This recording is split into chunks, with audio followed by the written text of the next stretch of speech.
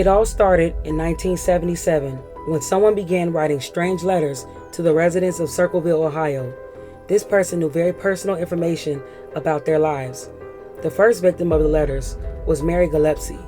She was accused of having an extramarital affair with the school superintendent, Gordon Massey. In the letter, the writer explained that he had been watching her house, and knew she had children. The letters didn't have a return address, but was postmarked from Columbus, Ohio. Mary didn't tell anyone about the letters. That was until Ron started receiving the letters himself. In his letter, it said, "Mr. Gillespie, your wife is seeing Gordon Massey. You should catch them both and kill them both. He doesn't deserve to live." By this time, Mary and Ron had only told 3 people about the letters, which was Ron's sister, her husband Paul Freshour, and Paul's sister. When Mary's husband Ron didn't expose the alleged affair between Mary and the superintendent, the letter writer threatened to go public about the so-called affair.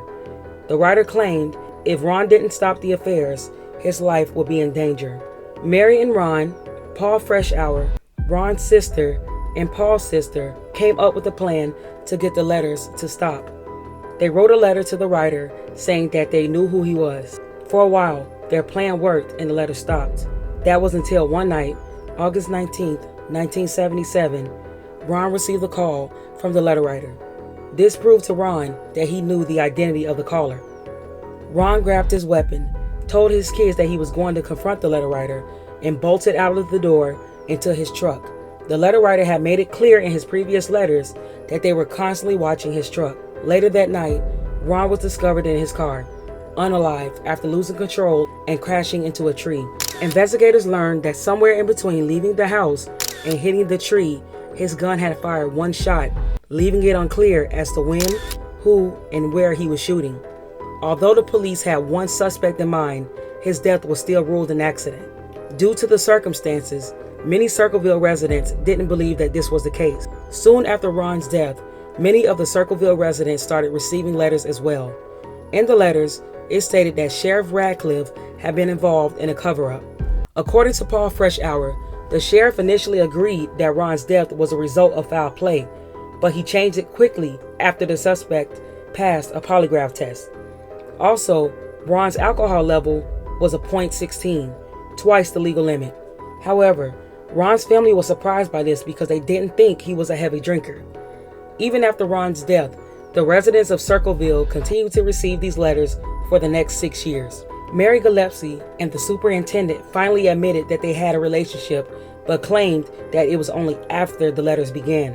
One day, while Mary was driving her school bus route, she saw signs posted on her route, some in which targeted her daughter. One of the signs read, "Tracy Gillespie sucks." Fed up with everything, Mary jumped out of her bus and tried to rip down the sign. To her surprise, she found a string attached to the sign in a box. When she opened it, the string was attached to a gun. It was a booby trap intended to unalive her. Had she tugged the sign a certain way, the gun would have been fired. Investigators discovered that the suspect had tried to rub the numbers off of the gun, but lab tests were still able to trace the gun, which surprisingly was traced back to Paul Freshour, Ron's brother-in-law, who recently split with his sister. Paul Freshour claimed the gun was his, but that it was taken and he hadn't seen the gun in weeks. On February 25, 1983, Sheriff Radcliffe called Paul in to take a handwriting test. He was told by the sheriff to copy the letters as closely as he could. He then read the letter aloud and asked Paul to write what he was saying as he spoke.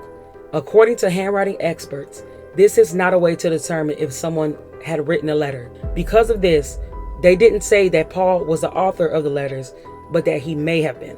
After the handwriting test, Paul unsuspectingly took the sheriff to his garage and showed him his gun stash. He and the sheriff returned to the courthouse, where he was arrested and charged with attempted murder. He was placed on a $50,000 cash bond. On October 24, 1983, Paul went on trial for the attempted murder of his sister-in-law, Mary Gillespie. Paul wasn't charged for writing the letters, but it played a huge role in his trial. During the trial, Stephen Green, who was a handwriting expert, testified that the letters written along with the postcard were all written by Paul Freshour. When Mary Gillespie was on the stand, she testified that she didn't think Paul was the letter writer until August of 1982, when his wife had came to her and told her she believed that Paul was the one behind the letters. Paul's boss also testified that the only day Paul didn't show up to work was on that Monday, the same Monday that Mary found the booby trap. Paul had an alibi for most of the day, but never took the stand in his defense. The jury eventually convicted Paul Freshour of attempted murder. Paul stated he was in shock by this. He was sentenced to the maximum, 7 to 25 years. With Paul behind bars, the community of Circleville, Ohio, believed that the letters will eventually stop. This, however, was not the case. While Paul still behind bars, the letters continued, and this time they were being widely distributed across central Ohio. No one could figure out how Paul was sending letters while in prison. Due to repeated complaints by Sheriff Radcliffe, Paul was placed in solitary confinement, and still the letters continued. The letters were postmarked again from Columbus, Ohio. Paul was in prison 200 miles away. In December 1990, 7 years after being in prison, Paul was up for parole. Oddly, the number of letters had increased as he approached the day of his parole hearing. The letters worked against him once again, and he was denied parole. A few days after his parole hearing, a letter was addressed to Paul himself. In the letter, the writer taunted him, insinuating he was set up and never going to get out. While in isolation, the letters were fully investigated for days. A warden even wrote Paul's wife and stated there was no way that Paul could have written those letters while in prison. Martin Yant, an investigator, reviewed Paul's file and found that Sheriff Radcliffe had been withholding evidence that could have kept Paul out of prison. According to the file, Mary Gillespie told the sheriff that one of the other bus drivers that drove the same route she did 20 minutes before saw a yellow El Camino parked in the same spot the booby trap was found. The man was said to be large with sandy brown hair. When he saw her, he turned around to avoid being identified. This description does not fit Paul Freshour. Martin Yant believed it was possible the yellow El Camino belonged to the suspect's brother. Paul also had a solid alibi that day, despite missing work. There were no attempts to follow up on this lead. In May of 1994, Paul Freshour was finally granted parole after serving 10 years and has always maintained his innocence. Paul said he would like investigators to look into his ex-brother's alleged car accident. After the letter writer was broadcast, he or she wrote a postcard to the Unsolved Mysteries P.O. Box. Their identity still remains unrevealed. Mary Gillespie and Sheriff Radcliffe declined to be interviewed during the Unsolved Mysteries episode. Martin Yant, the investigator, concluded that there were possibly 3 letter writers altogether.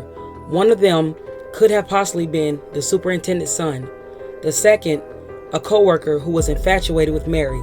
And third, Paul's ex-wife, Ron Gillespie's sister. It was said that the man seen standing next to the yellow El Camino was the boyfriend of Paul's ex-wife. In 2012, Paul Freshour passed away. In 2021, an episode of 48 Hours aired detailing the case.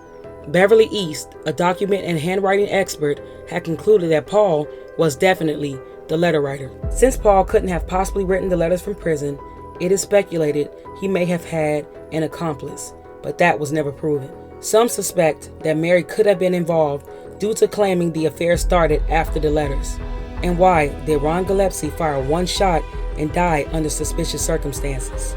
This still leaves the question of who wrote the Circleville, Ohio letters.